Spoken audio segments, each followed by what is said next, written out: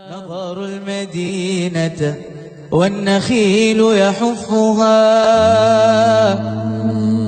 نظروا للطيبة ونور طه يسطعون. بسم اللہ الرحمن الرحیم۔ محترم سامعین، اللہ رب العزت نے اپنی کتاب قرآن کریم کو حضرت محمد الرسول اللہ صلی اللہ علیہ وسلم پر نازل فرمایا اور آپ کو معلم کتاب اور مبین کتاب کے منصب پر فائز کیا، لیکن آج ایک طبقہ قرآن فہمی کے نام پہ نبی اکرم صلی اللہ علیہ وسلم کی بجائے اپنے آپ کو معلم کتاب اور مبین کتاب کے منصب پر فائز کرتا ہے۔ آج جنات کے حوالے سے اس طبقے کے 3 نظریات پہ ہم گفتگو کرنا چاہیں گے۔ جنات کے بارے میں ان کا پہلا نظریہ یہ ہے کہ جن پہلے پیدا ہوئے، انسان بعد میں پیدا ہوا اور انسان کی پیدائش پر جنات ختم ہو گئے۔ اس طبقے کا دوسرا نظریہ یہ ہے کہ جن اور انسان ایک ہی مخلوق ہے۔ تیسرا نظریہ یہ ہے کہ جن انسان کی اندرونی کیفیت کا نام ہے اور انسان اس کی بیرونی کیفیت کا نام ہے۔ محترم سامعین، اگر ہم تینوں نظریات پہ ایک نشست میں گفتگو کریں تو شاید طوالت ہو جائے، لہٰذا ہم ایک ایک نظریے پہ علیحدہ ایک قسط میں گفتگو کریں گے۔ آج ہم پہلے نظریے پر گفتگو کرتے ہیں کہ جنات پہلے پیدا ہوئے اور انسان کی تخلیق پر جنات ختم ہو گئے۔ اس طبقے نے قرآن فہمی کے نام پر اس نظریے کو ثابت کرنے کے لیے قرآن کریم کی 4 آیتوں کا سہارا لینے کی کوشش کی۔ سورہ حجر کی آیت نمبر 26 اور 27 میں اس بات کا تذکرہ ہے وَلَقَدْ خَلَقْنَا الْإِنسَانَ مِنْ صَلْصَالٍ مِنْ حَمَإٍ مَسْنُونٍ وَالْجَانَّ خَلَقْنَاهُ مِنْ قَبْلُ مِنْ نَارِ السَّمُومِ۔ ہم نے انسان کو مٹی سے اور اس سے پہلے جنات کو آگ سے پیدا کیا۔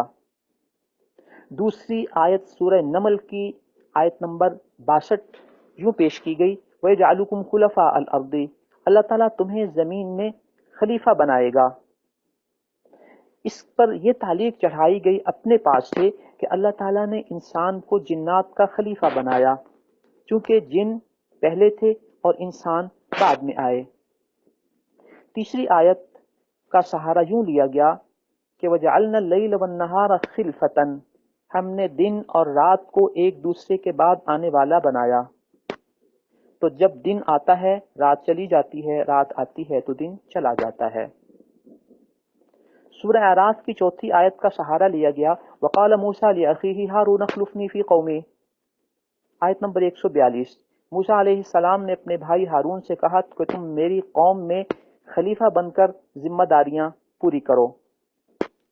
تو یوں ان 4 آیات کی روشنی میں یہ نتیجہ نکالا گیا کہ جس طرح حضرت موسیٰ علیہ السلام کی غیر موجودگی میں حضرت ہارون خلیفہ تھے اور دن اور رات کی غیر موجودگی میں ایک دوسرے کی جگہ پر دن اور رات آتے ہیں، تو یوں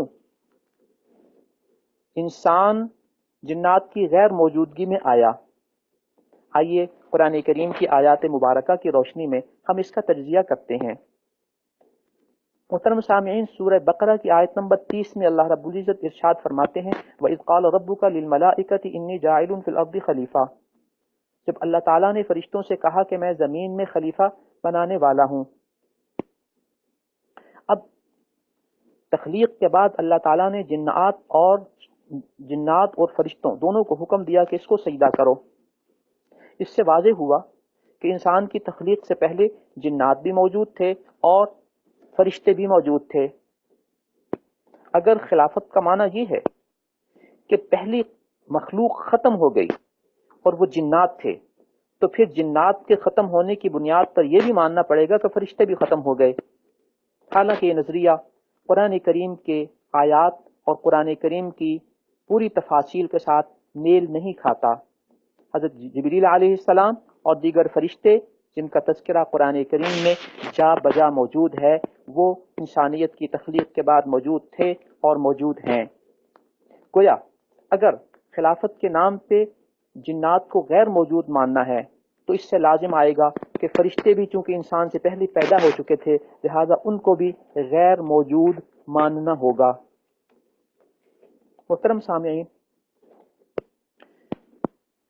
دوسری بات یہ ہے کہ وَيَجْعَلُكُمْ خُلَفَاءَ الْأَرْضِ، اللہ تعالیٰ تمہیں زمین کی خلافت عطا فرمائے گا۔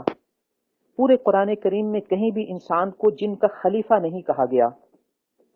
یہ تعلیق اپنے پاس سے بڑھا کر اصطلاح استعمال کی گئی کہ انسان جن کا خلیفہ ہے، جبکہ پورے قرآن کریم میں تلاش کے باوجود ہمیں ایسی کوئی چیز نہیں ملی۔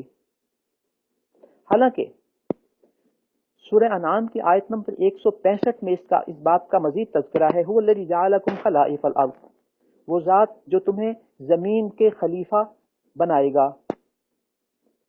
اور سورہ زخرف کی آیت نمبر 60 میں تو فرشتوں کی بابت بھی اس بات کا تذکرہ ہے کہ وَلَوْ نَشَاءُ لَجَعَلْنَا مِنْكُمْ مَلَائِكَةً فِي الْأَرْضِ يَخْلُفُونَ، اور اگر ہم چاہتے تو تمہارے بدلے فرشتوں کو زمین کی خلافت عطا فرماتے۔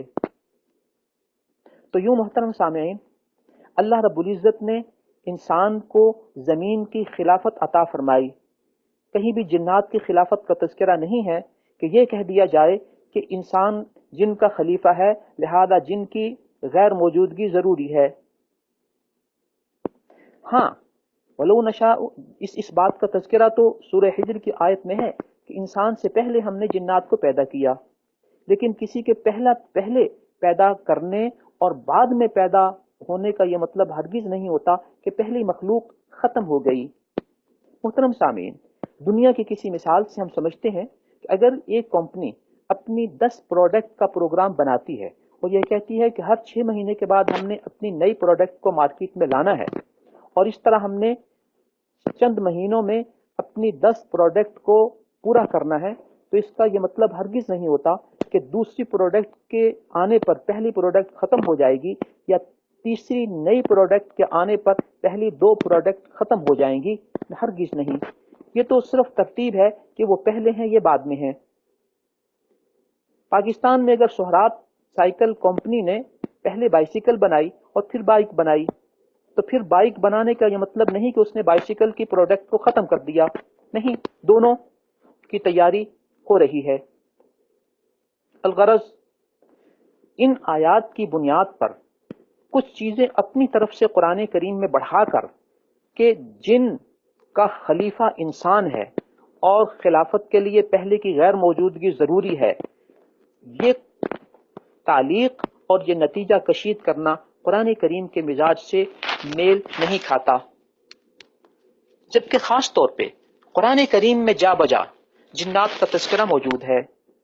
سورہ جن میں جنات کا آنا اور آن حضور صلی اللہ علیہ وسلم سے قرآن کریم سننا اور ہدایت قبول کرنا اور اپنی قوم میں جا کر ان کو تبلیغ کرنا، اس بات کا واضح تذکرہ موجود ہے۔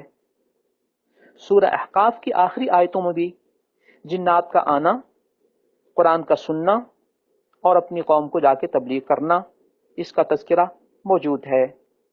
تو گویا حضرت محمد رسول اللہ صلی اللہ علیہ وسلم پر جب قرآن نازل ہو رہا تھا، اس وقت بھی جنات کے موجود ہونے کا تذکرہ خود قرآن میں ملتا ہے۔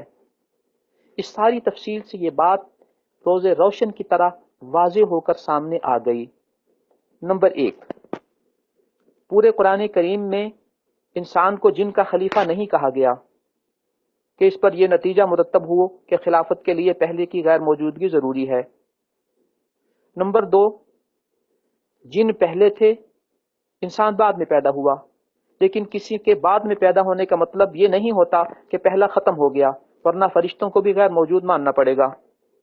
نمبر 3، نزول قرآن کے موقع پر بھی اللہ تعالیٰ نے سورہ جن اور سورہ احقاف میں جنات کے آنے، اسلام قبول کرنے اور قرآن سن کر اپنی قوم میں جا کے تبلیغ کرنے کا ذکر فرمایا ہے۔